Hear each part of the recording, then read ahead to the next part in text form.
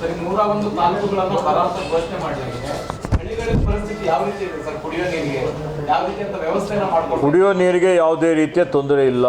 ಯಾಕೆಂದರೆ ಸರ್ಕಾರ ಎಲ್ಲ ರೀತಿಯ ಮುಂಜಾಗ್ರತೆ ಕ್ರಮಗಳನ್ನು ನಾವು ತೆಗೆದುಕೊಂಡಿದ್ದೇವೆ. ಬರ ಇನ್ನೂ ಭಾಳ ತೀವ್ರಗತಿಯಲ್ಲಿ ಬರೋಕ್ಕಿಂತ ಪೂರ್ವದಲ್ಲಿನೇ ಮುಂದಾಲೋಚನೆ ಇಟ್ಕೊಂಡು ಹಿಂದೆ ನಾವು 117 ಕೋಟಿ ರೂಪಾಯಿ ಕುಡಿಯೋ ನೀರಿಗಾಗಿ ಅನುದಾನ ಮಂಜೂರಾತಿ ಮಾಡಿ ಬಿಡುಗಡೆ ಮಾಡಿದ್ದೇವೆ. 117 ಕೋಟಿ ರೂಪಾಯಿಯಲ್ಲಿ ನಾನು ಪ್ರಗತಿ ಪರಿಶೀಲನೆ ಮಾಡಿದಂಥ ಸಂದರ್ಭದಲ್ಲಿ 100 ಕೋಟಿಗೆ ಆಡಳಿತಾತ್ಮಕ ಅನುಮೋದನೆ ತೆಗೆದುಕೊಂಡು ಕಾಮಗಾರಿಗಳು ಪ್ರಾರಂಭ ಮಾಡಿದ್ದಾರೆ. ಇನ್ನೂ 17 ಕೋಟಿ ರೂಪಾಯಿ ಇವತ್ತು ವಿವಿಧ ಜಿಲ್ಲಾ ಪಂಚಾಯಿತಿಯಲ್ಲಿ ಅನುದಾನ ಲಭ್ಯ ಇದೆ. ಅದಾದಮೇಲೆ ಮಾನ್ಯ ಮುಖ್ಯಮಂತ್ರಿಗಳು ಹೆಚ್ಚುವರಿಯಾಗಿ ಪ್ರತಿ ವಿಧಾನಸಭಾ ಕ್ಷೇತ್ರಕ್ಕೆ 1 ಕೋಟಿ ರೂಪಾಯಿ ಘೋಷಣೆ ಮಾಡಿ ಆ ಹಣನೂ ಬಿಡುಗಡೆ ಮಾಡಿ 189 ಗ್ರಾಮೀಣ ವಿಧಾನಸಭಾ ಕ್ಷೇತ್ರಗಳಿಗೆ 189 ಕೋಟಿ ರೂಪಾಯಿ ಅನುದಾನ ಈಗಾಗಲೇ ಬಿಡುಗಡೆ ಮಾಡಲಾಗಿದೆ. ಎಲ್ಲೆಲ್ಲಿ ಇವತ್ತು ಬೋರ್ವೆಲ್ ಕೊರೆಸಬೇಕಾಗಿದೆ, ಟ್ಯಾಂಕರ್ ಹಚ್ಚಬೇಕಾಗಿದೆ, ಖಾಸಗಿ ಬೋರ್ವೆಲ್ಗಳು ಇವತ್ತು ಬಾಡಿಗೆ ಮೇಲೆ ತೆಗೆದುಕೊಳ್ಬೇಕಾಗಿದೆ, ಇವತ್ತು ತೆರೆದ ಬಾವಿಗಳು ಬಾಡಿಗೆ ಮೇಲೆ ತೆಗೆದುಕೊಳ್ಬೇಕಾಗಿದೆ, ಇವೆಲ್ಲವನ್ನು ಪೈಪ್ಲೈನ್ ರಿಪೇರಿ ಮಾಡಬೇಕಾಗಿದೆ, ಪಂಪಿಂಗ್ ಮಷಿನರಿ ಅಳವಡಿಸಬೇಕಾಗಿದೆ. ಎಲ್ಲದಕ್ಕೂ ಅವಕಾಶ ಮಾಡಿಕೊಟ್ಟು ಶುದ್ಧ ಕುಡಿಯೋ ನೀರು 24 ತಾಸು ಒಳಗಾಗಿ ಯಾವುದೇ ದೂರು ಬಂದರೂ ಈಗಾಗಲೇ ಸಹಾಯವಾಣಿ ಎಲ್ಲ ಜಿಲ್ಲೆಗಳಲ್ಲಿ ನಾವು ಆರಂಭ ಮಾಡಿದ್ದೇವೆ. ಎಲ್ಲೇ ದೂರುಗಳು ಬಂದರೂ ತತ್ಕ್ಷಣ ಆ ದೂರಿಗೆ ಸ್ಪಂದನೆ ಮಾಡ್ತಾ ಇದ್ದಾರೆ. ಮತ್ತು ಇನ್ನೂ ಸುಮಾರು ಹಳ್ಳಿಗಳಲ್ಲಿ 100 ಹಳ್ಳಿಗಳಲ್ಲಿ ಇವತ್ತು ಬಾಡಿಗೆ ಮುಖಾಂತರ ಇವತ್ತು ಟ್ಯಾಂಕರ್ ಮುಖಾಂತರ ಬೋರ್ವೆಲ್ಗಳು ಬಾಡಿಗೆ ತೆಗೆದುಕೊಂಡು ನೀರು ಸರಬರಾಜು ಮಾಡುವಂಥ ಒಂದು ಕೆಲಸ ಇವತ್ತು ನಡೀತಾ ಇದೆ. ಕುಡಿಯೋ ನೀರಿಗಾಗಿ ನಮ್ಮಲ್ಲಿ ಹಣಕಾಸಿನ ಸಮಸ್ಯೆ ಇಲ್ಲ.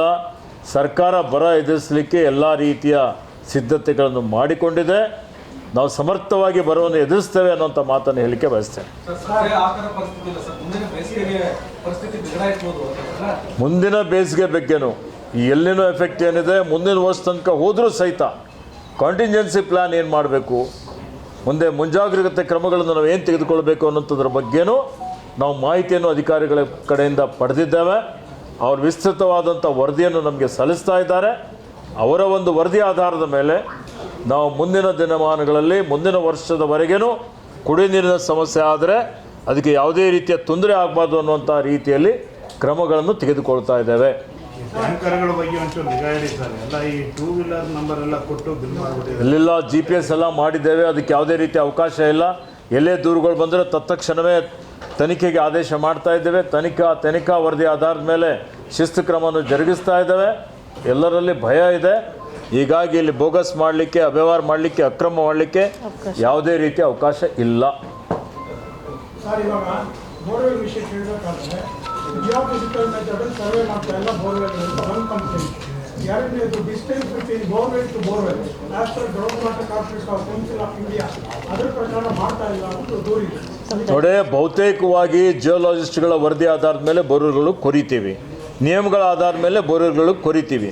ಕೆಲವೊಂದು ಸಲ ಸಾರ್ವಜನಿಕರ ಒತ್ತಾಯ ಭಾಳ ಜಾಸ್ತಿ ಇರುತ್ತೆ, ನೀರು ಇರೋದಿಲ್ಲ, ಇಲ್ಲಿ ಹಾಕಿದರೆ ನೀರು ಬರುತ್ತೆ ಅಂತಾರೆ. ಭಾಳ ಜನರಿಗೆ ಮಿಸ್ಕನ್ಸೆಪ್ಷನು ಇದೆ. ಇವತ್ತು ಯಾರು ಜಿಯೋಲಾಜಿಸ್ಟ್ ಬಂದು ಇಲ್ಲಿ ನೀರು ಹತ್ತದೆ ಅಂತ ಹೇಳಿದ್ರೆ ನೀರು ಹತ್ತಂಗಿಲ್ಲ.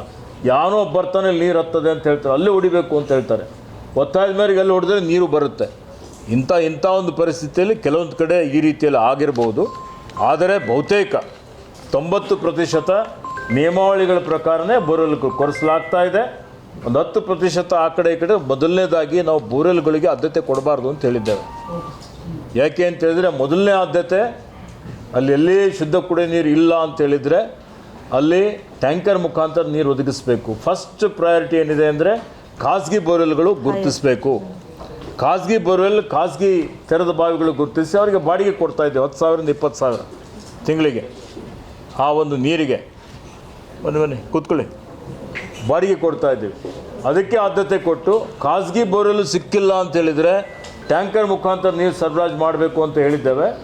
ಅದಾದಮೇಲೆ ಟ್ಯಾಂಕರ್ ಮುಖಾಂತರ ನೀರು ಸರಬರಾಜು ಮಾಡಲಿಕ್ಕೆ ಆಗಲಿಲ್ಲ ಅಂತ ಹೇಳಿದರೆ ಕೊನೆಯದಾಗಿ ಬೋರ್ವೆಲ್ಗಳು ಆ ಪರಿಸ್ಥಿತಿಯಲ್ಲಿ ಕೊರಿಬೇಕು ಅನ್ನುವಂಥ ಒಂದು ಸೂಚನೆಯನ್ನು ಕೊಟ್ಟಿದ್ದೇವೆ. ಸ್ಪಷ್ಟವಾಗಿ ನಾವು ನಿರ್ದೇಶನವನ್ನು ಕೊಟ್ಟಿದ್ದೇವೆ. ಅದನ್ನು ಅನುಷ್ಠಾನ ಮಾಡುವಂಥ ಕೆಲಸನೂ ಆಗ್ತಾಯಿದೆ.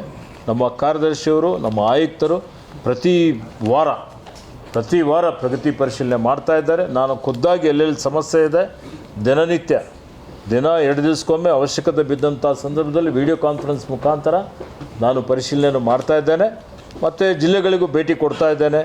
ಹೆಚ್ಚಿನ ವಿಡಿಯೋಗಳಿಗೆ ಪ್ರತಿಧ್ವನಿ ಯೂಟ್ಯೂಬ್ ಚಾನೆಲ್ ಸಬ್ಸ್ಕ್ರೈಬ್ ಮಾಡಿ, ಬೆಲ್ ಐಕಾನ್ ಕ್ಲಿಕ್ ಮಾಡಿ.